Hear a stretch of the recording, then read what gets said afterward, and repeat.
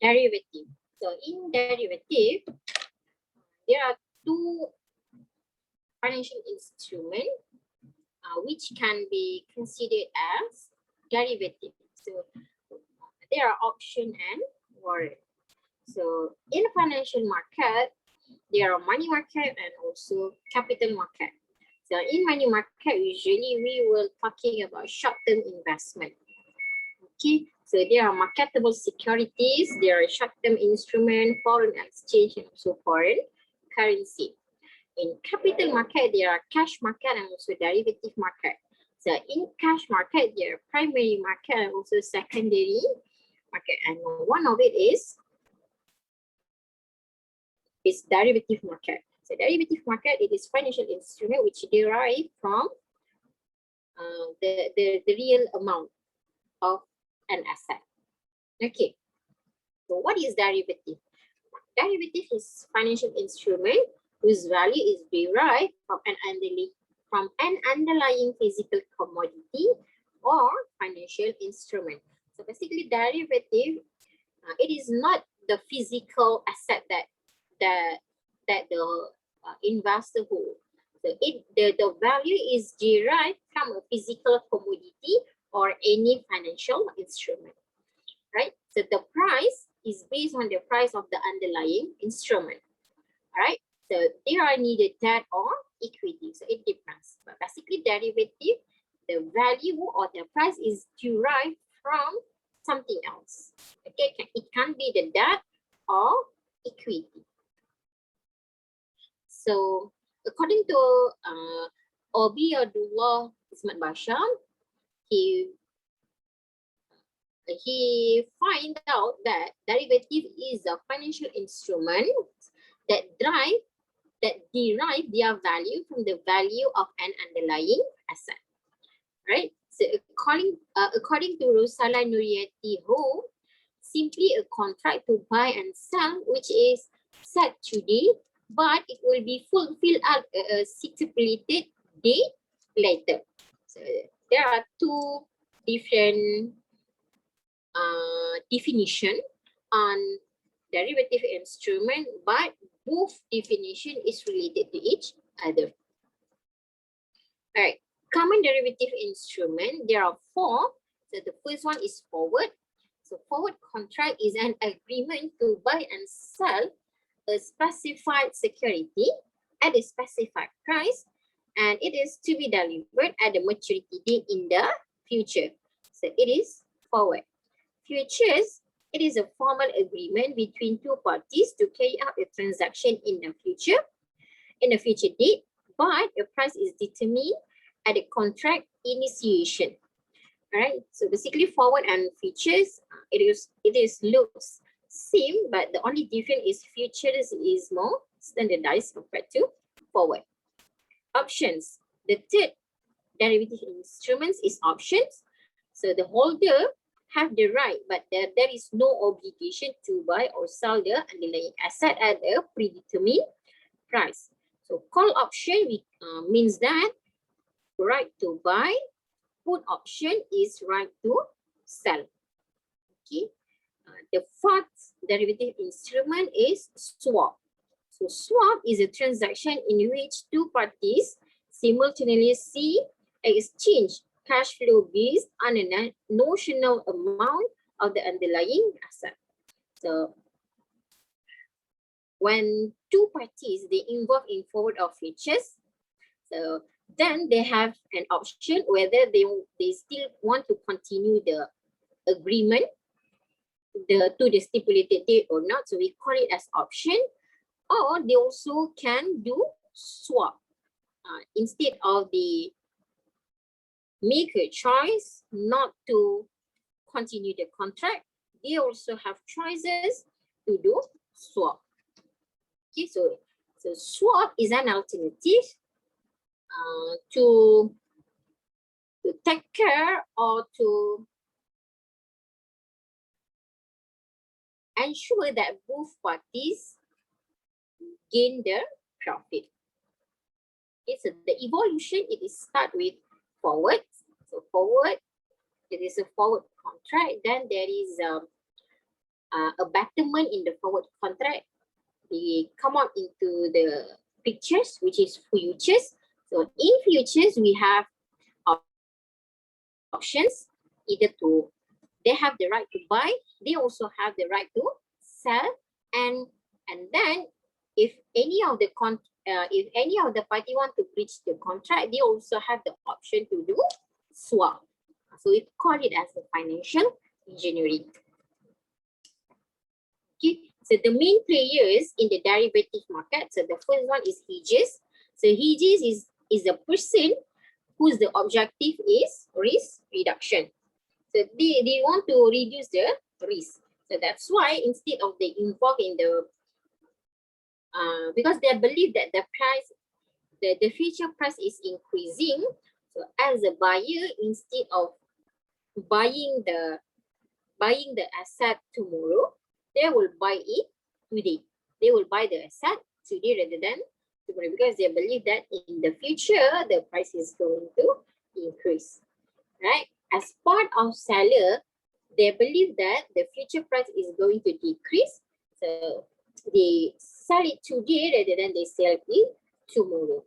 So that's why hedges is a person which their objective is to reduce the risk, because they want to reduce the risk of price increase or decrease. Okay. So second is arbitrages. So arbitrages is a players whose objective is to profit from pricing differential of similar products. Okay. This example is usually during the foreign exchange market. The foreign exchange market, they exchange one currency to another currency, then they exchange so they do the exchange. So from the differential of each of the currency, they can gain profit. They are the arbitrages. Okay. And next, the third players in derivative market is speculators. The speculators is a person who create the demands as well as the supply. Okay, so they are the person who establish position based on their position, based on player who establish the position based on their position, based on their expectation of future price movement. So it means that what they expect in the future, so they will react today.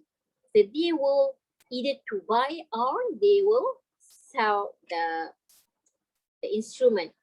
So selling the instrument will increase the supply of that instrument. So buying the instrument will give the signal of increasing in the demand of the financial instrument. So basically increasing in the demand will increase the price of that particular financial asset. So decrease in the demand, or basically increase in the supply, will basically shows the signal that the price is going to move down. So that is the thing lah. So the types of risk. So there are a few types of risk. So the first one is risk in finance. It means that the uncertainty which associated with return from the investment. So we're not sure whether the investment is positive investment or negative investments. So we call it as risk in finance. Second is market risk ataupun price risk. So it is changes in assets price due to changes in market conditions, either demand or supply condition. So the price is very fluctuate. So increase in demand will increase the price. It is good, but increase in supply will reduce the price, which is not good. So that is the price movement. So price movement is very important. It's also important, and it is one of the risks that need to take into consideration. Third types of risk is inflation risk.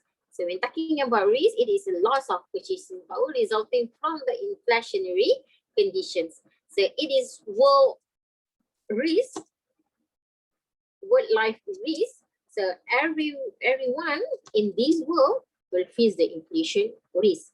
Okay, the losing of purchasing power is because of inflation risk. Okay, so before this, we can buy a lot of things just by 10 ringgit Malaysia, but now we're using 10 ringgit Malaysia, there's not much we can buy. So losing some portion of the purchasing power is one of the risks. Okay, the interest rate risk is the changes in asset value due to changes in nominal interest rates. The interest rate risk also actually is associated with the inflation risk. So that's why interest rate risk will give the changes in the assets value. Next is the default or credit risk. It means that the company not able to commit it with their financial obligation. Next is liquidity risk. Liquidity risk is the company do not have enough cash. So that is one of the risks. They might have sales, but yet they don't have enough cash. So these are classified as liquidity risk. That is the currency or exchange risk. So it is a changes in investment income as a result of changes in exchange rates. That is political risk. So it depends on the country, the stability of the country. Okay, so basically it is usually faced by the multinational company because they involve with the different types of politicians. All right, types of market. There are exchange traded market or over-the-counter market.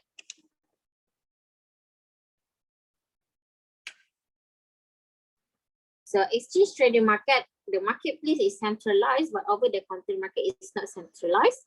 The regulation also, it is the commission is regulated, but yet the over-the-counter is self-regulated. Actually, over-the-counter, it is depend on the two parties between me and you. So it depends on the two parties that involved in the trading. But exchange traded, there is a trading house that will make the contract is standardized, right? So the trading, it is standardized contract, but over the counter is negotiated contract. So it depends on the parties involved. The transparency, it is transparent because we just refer to the same SOP. We just refer to the same rules and regulation as well as the guidelines. But over the counter, it is not transparent. It depends on who is more clever, will gain more profit. So margin payments, it is legal requirement, but for over the counter, there is no legal requirement. So it depends on the both parties. So how much you negotiate, what is your agreement between the parties, so that's become legal. Okay, so credit or default risk is for the exchange traded, it is low. However, for over the counter, it is very high because there is a lot of things which is we don't know.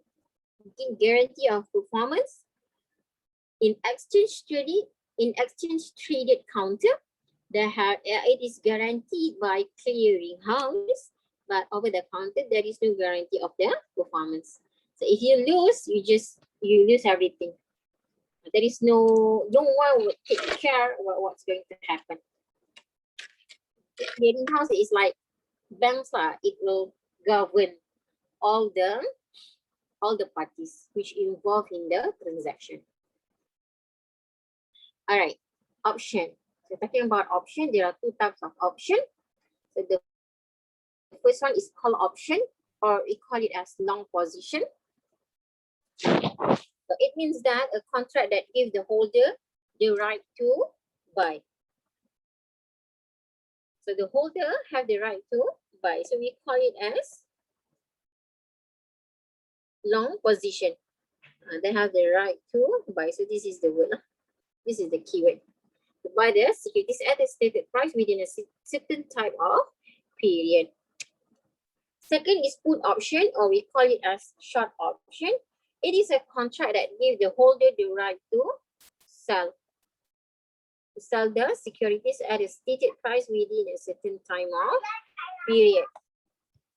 Okay, so the right to buy is usually is a buyer lah.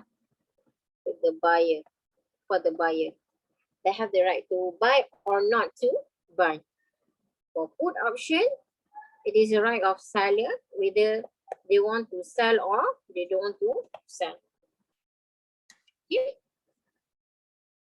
So factors that affecting the amount of premium, so the market price of share, the length of time, the variability of return, and the exercise price.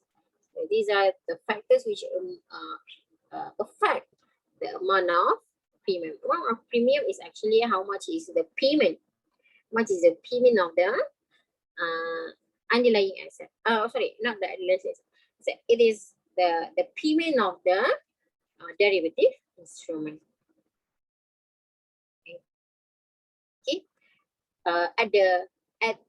It's like a deposit payment tau. Contoh macam you handle macam you involve you nak beli botol air ni 10 hari akan datang. Okay, contoh macam you nak beli botol contoh macam you nak beli air sebotol air freezer dalam 10 hari akan datang. So hari ni you beli dengan harga RM1. Kenapa you beli hari ini? Sebab you yakin bahawasanya 10 hari akan datang harganya berubah menjadi RM2. So you beli dengan harga RM1 pada hari ini, then you akan dapat botol air freezer tu dalam masa 10 hari. So tetapi you kena bayar deposit lah as a premium. So these are the the premium price. How much is the premium price? It affected by the market price of the share. It depends on the length of time between the contract until the delivery of the instrument. The third one is the variability of the return. How much is the return from the transaction? And the fourth one is the exercise price. How much is the price of the instrument that you buy? So it depends. So the more profitable, it should be, the premium would be more higher. So it depends lah. Okay. So settle about option. So now we going on with warrant. So what is warrant? Warrant is like a bond, but it is not a bond. It's also like the shares, but it is not shares. Because shares, they have ownership of the company, but warrants, they don't have the shares. They don't have the ownership to the company. So instrument, warrants is an instrument that gives their holders the right to purchase a certain number of shares of the issuer's common share at a specified price over the certain period of time. But they are not the holder of the company. They are not the shareholders. They just own the warrants. Warrants is like share, but it is not share. Because the only difference is shares, they have ownership towards the company. How much is the proposition of the shares that they have? That proposition is represents the ownership to the company. But check warrant, it is not represent the ownership to the company.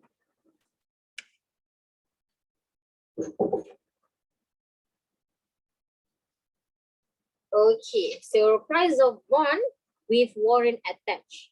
So how to find the price of bond with warrant attached? It is value of bond plus value of warrant. Sama je lah. So maksudnya macam mana? So price of bond which attached with warrants. So how much is the price? It is the value of the bond. How much is the value of bond plus the value of warrant? How you identify the price for warrant? It is the value of warrant divided by number of warrant. It's like numbers of shares lah. Number of warrant, shares outstanding. But the number of warrant is number of warrant. Alright. So gain from exercising a single warrant, it is firm's value net of debt plus exercise price. So the exercise price times with number of warrant. So all this answer divide with number of shares outstanding plus number of warrant outstanding. So let us look at example 1. The informatics bond would have carried a 10% interest. However, with the warrant attached, the bond was sold to yield 8%. Okay, you get this. E person, someone buying at 1,000 ringgit initial offering price would thus be receiving a package consisting of an 8% 20-year bond plus 20 warrants. So the warrant is 20 warrants.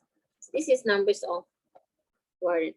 So calculate the value of warrant each. So basically, you need to find the value of warrant. Okay. So in order for you to find the value of warrant for each warrant, so the value of warrant, the total value of warrant divided by 20 warrants. So now you need to know how much is the value of warrant. Okay, first of all, you need to know how much is the value of the bond. So the value of the bond is 80 because it is 8% of bond times with 1,000. So it's equal to 80. Okay, so the coupon payment is 80 times with PVIFA 10% and 20 years.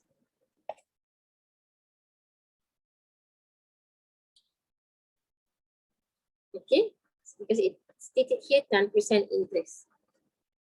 Okay.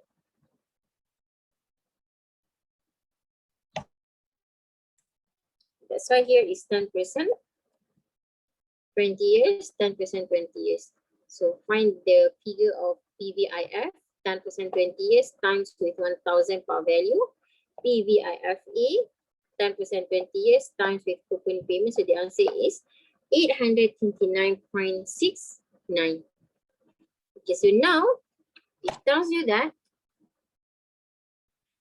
the price of warrant and bond attached together, it is 1,000. Okay, is 1,000. So the value, how much is the value of warrant? It is 1,000 minus the value of bond. It's equal to 170.31. Okay. I'm going to show you this. So please remember, price of the bond with warrant attached is equal to value of bond plus value of warrant. So price of one with warrant attached is equal to 1,000. Value of one we find just now, which is 800 something. And how much is the value of warrant? So basically this minus this, then you will get value of warrant. Okay, so it's like this. This is the value of one. This is the value of warrant. So now you want to know how much is the value of warrant each. It is price of warrant for each of warrant. So value of warrant 170.31 divided by numbers of warrant.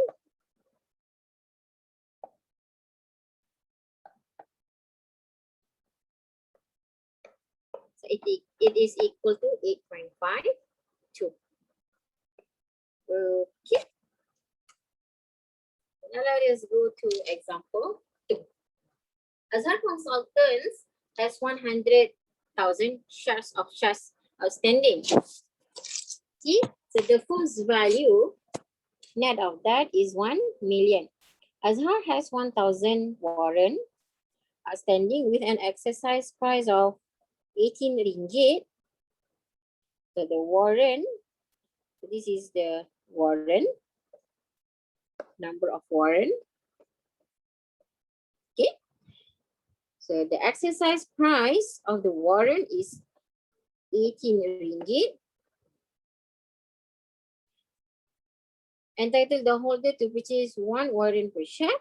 So calculate the gain from exercising a single warrant. So they want to know how much is a single warrant. So I have to calculate this. You refer to this formula, gain from exercising a single warrant. Okay.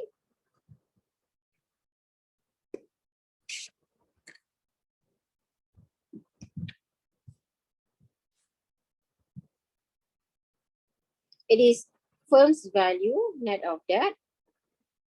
It is firm's value nets of debt plus exercise price times with numbers of warrant divided by number of shares outstanding plus number of warrant.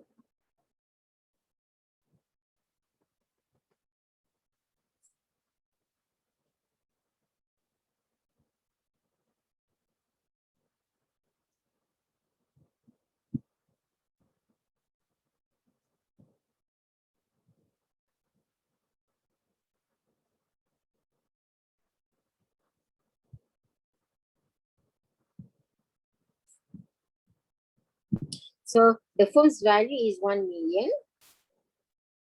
Okay, numbers of warrant is 1,000 and price per warrant is 18 ringgit. So 1 million, so 18 ringgit times 1,000 is equal to 18,000. So plus with 1 million,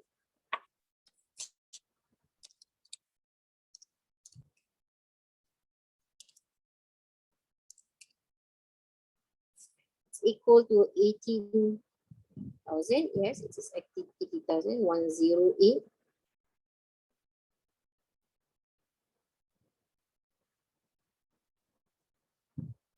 1018 divided by shares outstanding plus numbers of warrant. So shares outstanding is 100,000 plus 1,000. It's equal to 101,000. So the answer is 10.08.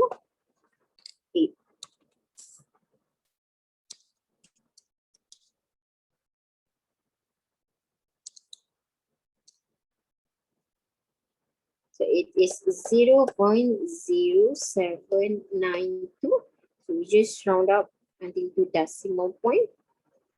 It is 10.0. Okay. So counting lang. Settle lang. So this is the price per warrant. This is gain from exercising a single warrant. So actually, if they're exercising all the warrant of 1,000, so you can just add up, you can just multiply lah. 10.08 times 1,000, it's equal to 108, 10,000.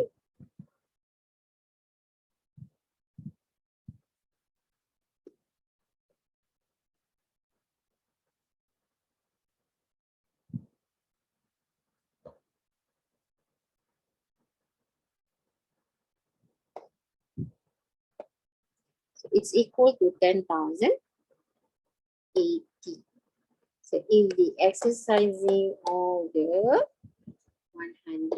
1,000 warrant all together, then we the expecting gaining is 10,080 ringgit.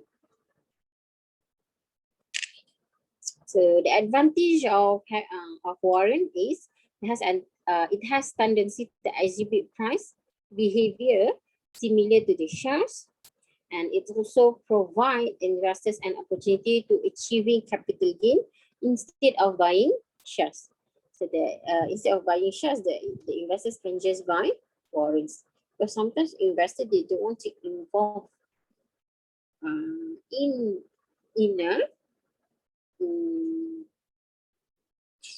a corporation. So they don't want to be the partnership or ownership of the corporation. They just want to gain profit.